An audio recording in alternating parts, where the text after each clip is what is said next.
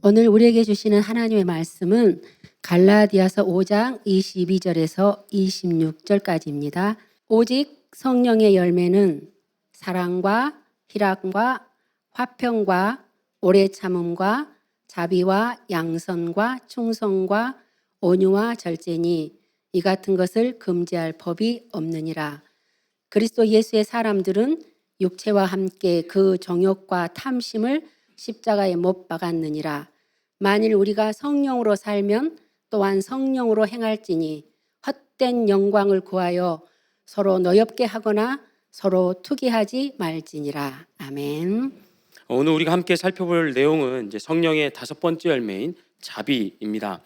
헬라어로 된 성경에 보면 우리말 자비로 번역되는 이제 헬라어 단어가 총 세 단어가 나옵니다.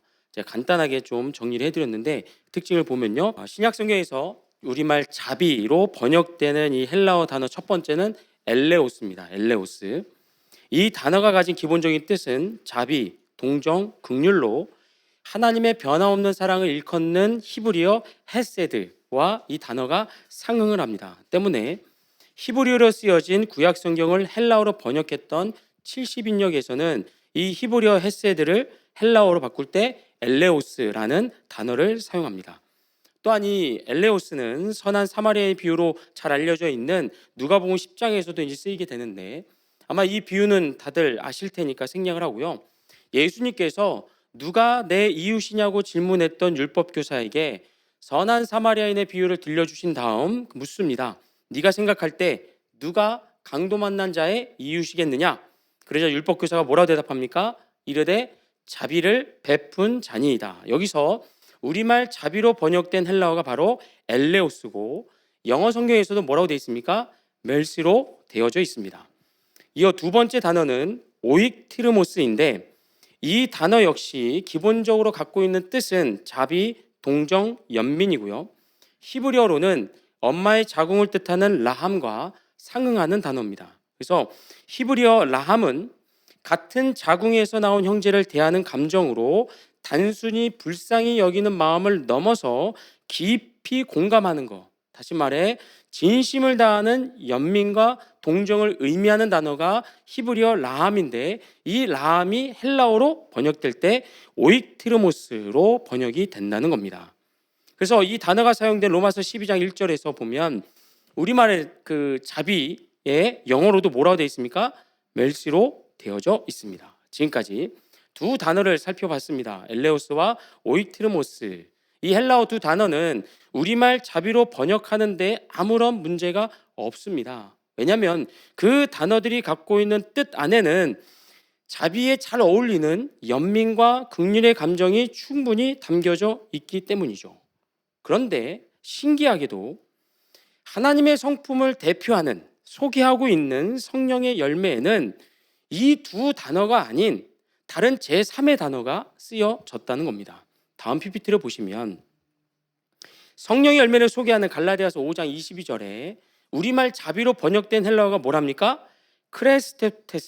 크레스토테스라는 헬라어 단어가 쓰이게 되는데, 그 뜻을 보시게 되면 자비로도 번역이 되긴 하지만 또 무엇으로도 번역이 됩니까? 정직과 친절이라는 의미를 가지고 있습니다. 그래서 이와 상응하는 히브리어 단어 역시도 연민이나 동정과는 좀 거리가 있는 좋은, 선함이라는 뜻을 가진 토브와 상응하게 됩니다. 그러니까 히브리어 토브를 번역하게 되면, 헬라로 바꾸면 크레스토테스가 된다는 겁니다.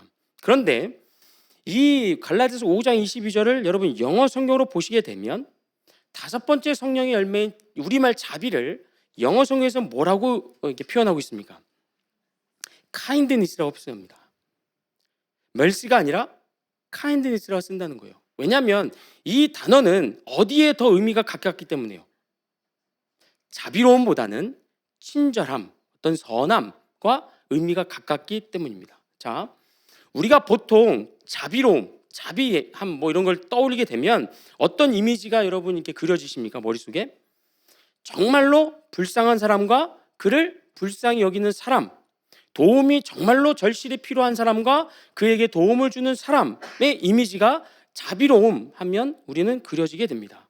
역시 친절하면 친절한 행동을 하는 사람과 그것으로 인하여 어떤 도움이나 유익을 얻는 사람의 이미지가 또 그려집니다. 그러니까 넓게 보면 사실 자비나 친절이나 컨셉은 같습니다. 도움을 베푸는 사람, 도움을 받는 사람. 그런데 조금만 깊이 더 들어가면 친절함보다는 자비로움이 사실은 더 무겁다는 거죠. 의미가. 제가 2008년에 처음 캐나다에 왔을 때 깜짝 놀랐던 게 있었습니다. 이게 뭐냐면 쇼핑몰이나 어떤 건물에 이렇게 들어가는데 먼저 들어가는 사람이 뭐예요? 뒤따라오는 사람의 문을 위해서 문을 잡아주는 겁니다. 또는 안에 있던 사람이 들어오는 사람을 위해서 문을 열어주는 거. 제가 막 그때 한국을 떠나올 때만 해도 그런 배려를 사실 배운 적은 없었습니다. 그래서 한국에서 뒷사람에 위해서 문을 잡아준 적도 없었고 또 안에서 바깥에 있는 사람을 위해서 문을 열어준 기억도 없었습니다. 그러니까 처음 캐나다에 왔을 때 캐네디언들이 그렇게 행동하는 걸 보고 제가 놀랐던 기억이 있습니다. 그런데 중요한 건 뒷사람을 위해서 문을 잡아주거나 또는 열어주는 행위를 가리켜서 우리는 자비롭다거나 긍휼하다라고 평가하지는 않는다는 겁니다. 또는 골목길에서 내 차가 먼저 지나갈 수 있도록 상대방 차가 멈춰준다거나 또는 길을 물었을 때 성의껏 알려주는 모습에서도 우리는 어떤 단어를 떠올립니까? 아, 저 사람 참 친절하구나, 자비롭다, 긍휼하다, 그렇게 하지는 않습니다. 하지만 이런 경우는 어떻죠? 막 총알이 빗발치는 전쟁 상황 속에서 피 흘려 지금 신음하는 동료를 어깨에 메고 달리는 군인, 그를 살리기 위해서 또 아주 극빈한 가난과 질병에 고통받는 사람을 찾아가서 구제 활동을 펼치는 봉사자에게는 어떤 단어가 더 어울립니까? 친절하다보다는 자비롭다라는 말이 더 어울립니다. 왜냐하면 내 목숨조차 안전하지 않은 그런 상황에서 다른 사람의 목숨을 구하고 돌봐주는 일은 뭐 문을 잡아주거나 길을 안내해주는, 길을 비켜주는 것과는 비교할 수 없는 큰 희생과 헌신이 요구되기 때문입니다. 그러니까 상식적으로 우리가 생각했을 때 친절보다는 자비가 훨씬 더 깊고 무겁고 고상한 의미를 갖고 있습니다. 그러니 여러분, 하나님의 성품을 이야기할 때 성령의 열매에 무엇이 더 적합한 단어겠습니까? 친절보다는 자비입니다. 왜냐, 우리의 구원을 위한 하나님의 희생과 헌신은 우리의 상식을 초월하는 놀라운 긍휼로부터 비롯되었기 때문입니다. 그런데 왜 성경은 확실하게 자비로 번역되는 헬라어 단어들을 놔두고 그것보다는 조금 가볍고 덜 감동을 주는 친절이란 단어를 성령의 열매에 사용했냐는 겁니다. 아예 헬라어에 자비, 연민, 긍휼을 의미하는 단어가 없으면 모를까? 우리가 처음에 살펴봤듯이 얼마든지 있습니다. 엘레오스, 오이티르모스 같은 단어가 있습니다. 그런데 그럼에도 불구하고 왜 성경은 굳이 친절을 성령의 열매로 선택을 했을까? 자, 그 이유는 여러분, 성령의 열매란 구원 이후에 맺어지는 열매이기 때문입니다. 다시 말하면 성령의 열매는 우리의 구원이 아니라 우리가 구원받고 난 이후의 삶과 관련이 있다는 거죠. 더 구체적으로 무엇과 관련이 있습니까? 여러 번 말씀드렸는데 성령의 열매는 다 어디에 연결된 거예요? 하나님 사랑과 이웃 사랑에 연결되어 있는 겁니다. 다시 말하면 우리가 구원을 받고 난 후에 이 성령의 열매를 가지고 하나님과 이웃을 사랑하는 데 있어서 어떻게 해요? 우리의 책임과 의무를 더 강조하기 위해서, 거기에 더 무게중심을 두기 위해서 일부러 단어를 선택할 때 자비보다는 친절을 선택했다는 겁니다. 앞서 친절과 자비 이미지 우리가 비교했었는데 넓게 보면 둘 다 같은 컨셉이라고 했습니다. 둘 다 도움을 베푸는 사람과 도움을 받는 사람이 있다는 거죠. 그러나 자비에 있어서는 그 격차가 큽니다. 아까 예로 들었던 전쟁 중에 총에 맞아 피 흘리는 군인을 구하는 것이나 아주 극빈한 가난, 질병에 고통당하는 사람의 경우에는 그들 스스로는 아무것도 할 수 없어서 그저 자비를 베푸는 쪽에게 어떻게 합니까? 전적으로 의존되어져 있습니다. 그게 자비입니다. 도움을 베푸는 사람에게 도움을 받는 사람의 전적으로 의존되어 있는 것. 이런 관점에서 보면 하나님과 우리의 관계도 1차적으로는 친절보다 자비에 더 가깝죠. 자, 로마서 말씀 봅니다. 로마서 5장 6절부터 8절입니다. 우리가 아직 연약할 때에 기약대로 그리스도께서 경건하지 않은 자를 위하여 죽으셨도다. 의인을 위하여 죽는 자가 쉽지 않고 선인을 위하여 용감히 죽는 자가 혹 있거니와 우리가 아직 죄인 되었을 때 그리스도께서 우리를 위하여 죽으심으로 하나님께서 우리에 대한 자기의 사랑을 확증하셨느니라. 아멘. 자, 방금 읽은 로마서 5장 말씀에서 반복되는 표현이 뭡니까? 우리가 아직 뭐예요? 연약할 때, 우리가 아직 죄인 되어 있었을 때, 즉 우리의 노력과 의지로는 도저히 하나님의 의에 도달할 수 없는 그런 절망적인 상태에 우리가 놓여 있을 때 하나님께서 우리를 어떻게 해요? 우리의 죄보다 더 큰 사랑을 발휘하셔서 자신의 독생자 예수 그리스도보다 죄인된 우리를 더 사랑하심으로 말미암아 우리를 구원해 주셨다는 겁니다. 그러니까 구원에 있어서 하나님과 우리의 관계는 자비가 맞습니다. 우리는 절대적인 하나님의 은혜와 사랑에 의하여 수동적으로 구원을 받습니다. 하지만 구원받고 난 이후에 하나님을 사랑하고 이웃을 사랑하는 데는 구원을 받는 것처럼 저절로 되는 게 아니라는 겁니다. 그냥 가만히 있어도 하나님을 사랑하게 되고 아무것도 안 해도 이웃을 저절로 사랑하게 되는 게 아니라 뭐가 필요하다고요? 능동적인 자세, 노력, 태도가 요구된다는 겁니다. 먼저 하나님 사랑을 볼까요? 마가복음 12장 29절 30절입니다. 같이 읽습니다. 시작. 예수께서 대답하시되 첫째는 이것이니 이스라엘아 들으라. 주 곧 우리 하나님은 유일한 주시라. 내 마음을 다하고 목숨을 다하고 뜻을 다하고 힘을 다하여 주 너의 하나님을 사랑하라 하신 것이요. 아멘. 여러분 보세요. 하나님을 사랑하는 게 저절로 된답니까? 주 너의 하나님을 사랑해라. 가만히 있어도 된다. 아무것도 안 해도 된다. 라고 말씀하지 않고 뭐예요? 마음을 다하고 목숨을 다하고 뜻을 다하고 힘을 다하여 하나님을 사랑하랍니다. 이게 무슨 말이에요? 마음을 다하는 것만으로 부족하다는 겁니다. 뜻을 다하는 것만으로도 힘을 다하는 것만으로도 부족하고 뭐까지 더해야 된다고요? 마음과 힘과 뜻과 목숨까지 다 쏟아 부어야 하나님을 사랑할 수 있다는 겁니다. 다시 말해 구원받을 때처럼 가만히 있어서는 하나님 사랑할 수 없다는 거죠. 적극적이고 능동적으로 하나님을 사랑하려고 몸부림을 쳐야 애를 써야 하나님을 사랑할 수 있다는 얘기입니다. 이 요한일서에서 또 얘기하죠. 2장 15절부터 16절 같이 읽습니다. 시작.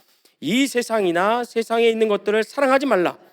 누구든지 세상을 사랑하면 아버지의 사랑이 그 안에 있지 아니하니 이는 세상에 있는 모든 것이 육신의 정욕과 안목의 정욕과 이생의 자랑이니 다 아버지께로부터 온 것이 아니요 세상으로부터 온 것이라. 아멘.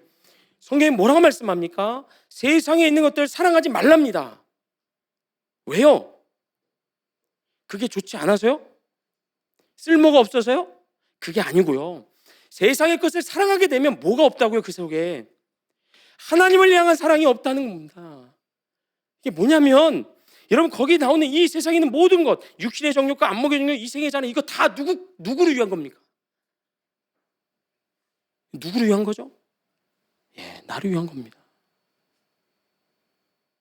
참 안타깝게도 한국의 교회들 가운데 세상의 성공이 마치 하나님의 영광을 드러내는 것처럼 이해해서 성도들로 하여금 수단과 방법을 가리지 않고 성공하라고 가르치는 목회자나 교회가 있는 것을 가끔 보게 됩니다. 유튜브 같은 데 보다 보면 엉터리입니다. 우리에게 육신의 정욕, 안목의 정욕, 이생의 자랑거리들이 없어도 하나님은 하나님이시고 하나님은 영광을 받으시는 분이신 줄 믿습니다. 아멘. 여기서 기쁨을 얻지 말라는 겁니다. 여기서 나를 찾지 말라는 거예요. 내가 어떤 사람인지를 이런 걸로 증명하려고 하지 말라는 거예요. 대신에 뭐로 하라고요? 하나님 사랑하는 걸로요. 하나님 사랑이 뭔데요? 순종하는 거잖아요. 하나님 말씀에 순종하는 거잖아요. 하나님 안에서 세상에서 얻을 수 있는 기쁨과 만족과 즐거움과 소망을 발견하는 거잖아요. 그걸 누리는 거잖아요. 그걸로 증명하라는 거예요. 믿지 않는 사람들도 가질 수 있는 육신의 정욕, 안목의 정욕, 이생의 자랑, 그거 가지고 내가 하나님 사람이라고 증명하려 하지 말고, 그거 다 거짓말이니까. 결국 너를 위한 거 아니냐? 하나님을 위한 게 아니라 제대로 하려는 거예요. 제대로 하나님을 사랑하라는 겁니다. 요지는 저절로 되지 않는다는 거죠. 이웃사랑은 마찬가지입니다. 로마서 12장 17절부터 21절입니다. 같이 읽어볼까요? 시작. 아무에게도 악을 악으로 갚지 말고 모든 사람 앞에서 선한 일을 도모하라. 할 수 있거든 너희로서는 모든 사람과 더불어 화목하라. 내 사랑하는 자들아, 너희가 친히 원수를 갚지 말고 하나님의 진노하심에 맡기라. 기록되었으되 원수 갚는 것이 내게 있으니 내가 갚으리라고 주께서 말씀하시니라. 내 원수가 줄이거든 먹이고 목마르거든 마시게 하라. 그리함으로 내가 숯불을 그 머리에 쌓아 놓으리라. 악에게 치지 말고 손으로 악을 이기라. 아멘. 이 말씀도 우리가 많이 들은 말씀이라고 생각을 합니다. 그런데 여기서 20절 다시 보시게 되면 내 원수가 줄이거든 먹이고 목마르면 마시게 하라. 그리함으로 내가 숯불을 그 머리에 쌓아 놓으리라. 전에는 제가 이 말씀을 이렇게 해석했습니다. 숯불이 뜨겁잖아요. 그러니까 숯불을 머리에 얹어 놓으면 그걸 모를 사람이 있겠습니까? 없겠습니까? 없겠죠. 뜨거움을 느끼겠죠. 그래서 내 정성과 호의를 원수가 깨달을 때까지 용서해라, 사랑해라, 베풀어라 라는 의미로 제가 해석을 했었습니다. 근데 그게 아주 틀린 건 아닙니다. 왜냐하면 말씀드렸듯이 숯불이 뜨겁잖아요.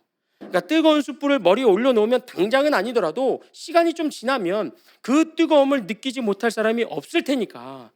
그러니 원수를 향한 나의 사랑과 호의를 그가 깨달을 때까지 포기하지 말고 선을 행하라 라는 말씀으로 해석해도 사실 크게 벗어나지는 않습니다. 하지만 제가 이사야서 말씀을 묵상하면서 이 말씀에 좀 더 깊은 의미를 깨달았습니다. 이사야서 6장으로 가보시고요. 한번 보세요. 그때 그 스랍 중에 하나가 부젓가락으로 제단에서 집은 바 핀 숯을 손에 가지고 내게로 날아와서 그것을 내 입술에 대며 이르되 보라. 뭐라 그럽니까? 이것이 내 입에 닿았으니 내 악이 제하여졌고 내 죄가 사하여졌느니라 하더라. 아멘. 여러분, 지금 숯이 어떤 역할을 합니까? 죄를 사해주는 역할을 합니다. 이걸 로마서 12장과 연결시키게 되면 지금 성경이 말씀하고 있는 내 원수의 머리에 숯불을 얹어 놓으라는 의미는 단순하게 뜨거운 뭔가를 얹어 놓으라는 의미를 넘어서 어떤 의미가 됩니까? 그 원수의 죄를 뭐 하라고요? 사해 주라는 겁니다. 나에 대한 원수의 악행, 불의, 불법들을 어떻게 하라고요? 이 악물고 본때를 보여주겠어. 복수의 칼을 갈지 말고 뭐 하라고요?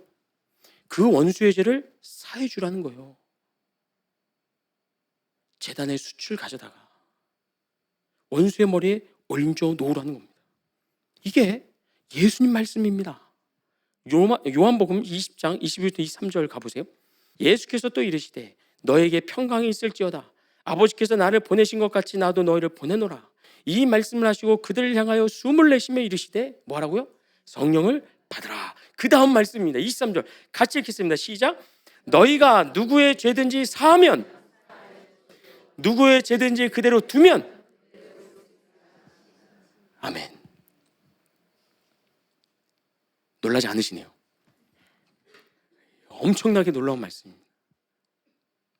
제자들에게 성령을 받으라 말씀하신 다음에 성령을 받은 제자들을 통해서 어떤 역사가 일어난다고 예수님 지금 선포하고 계십니까? 너희가 누구의 죄든지 사하면 어떻게 된다고요? 사하신다. 이게 무슨 의미예요? 로마서로 가면 원수의 머리에 뭐 얹어 놓으라고요? 숯을 얹어 놓으라는 겁니다. 다시 말하면 로마서 12장 20절에서 네 원수가 줄이거든 먹이고 목마르거든 마시게 하라, 이 말씀은요 그냥 그렇게 하라는 척이 아니라는 거예요. 막 목회자가 막 잔소리하니까 에이 그냥 한번 들어준다 하면서 원수 앞에서 그냥 억지로 웃음을 지으면서 그냥 뭐 음식 하나 던져주고 뭐 먹고 죽은 귀신이 뭐 하면 뭐 때깔 좋다고, 야 이거나 먹고 떨어져, 그냥 저 다 할 일 다 했죠 하나님, 저 시킨 대로 했죠, 이런 의미가 아니라는 거예요. 내 원수가 줄이거든 먹이고 목마르거든 마시게 하라, 그 행간에는 뭐가 들어있는 겁니까? 진짜 그렇게 살려주라는 거예요. 진짜 그렇게 긍휼히 여기라는 거예요. 불쌍히 여기라는 거예요. 왜요? 하나님이 없잖아요, 그 사람한테는. 하나님의 은혜, 하나님의 사랑, 천국의 소망이 그 사람한테 없잖아요. 그러니까 불쌍히 여기라는 거예요. 그대로 놔두면 지옥 가니까. 그의 운명이 결정돼 있으니까 용서받은 자로서 하나님의 그 놀라운 사랑과 은혜를 실천하라는 겁니다. 그래서 로마서 12장 21절 이렇게 결론되는 거예요. 뭐 하라고 그래요? 악에게 지지 말고 손으로 악을 이기라는 거예요. 이걸 더 쉽게 표현하면 뭐가 될까요? 손으로 악을 어떻게 하라고요? 품으라고요. 덮으라고요. 끌어안으라고요. 그렇죠. 이 말처럼 쉽지 않죠. 끌어안다 내가 상처 나면 어떡합니까? 내가 억울한 일을 당하고 내가 아프고 내가 분통 터지는 일을 겪으면 어떡합니까? 주님, 우리 주님 뭐라고 그러실까요?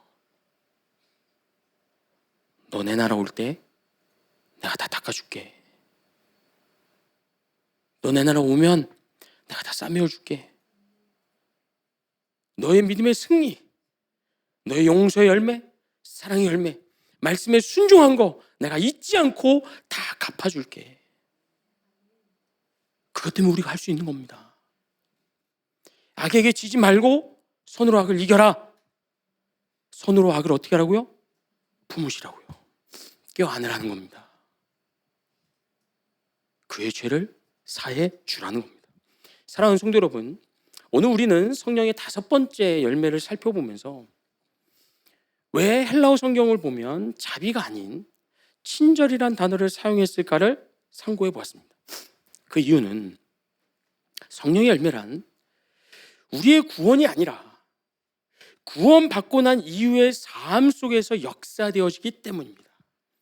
더 구체적으로는 그 성령 열매가 하나님을 더욱 사랑하게 하고 이웃을 더 사랑하게끔 하기 때문에 우리의 그 하나님의 사랑과 이웃 사랑을 실천해야 되는 우리에게 더 무거운 책임, 더 무거운 의무를 깨우쳐주기 위해서, 그걸 강조하기 위해서 자비가 아닌 친절을 우리에게 말씀해주고 있다는 겁니다. 하나님을 어떻게 사랑하라고요?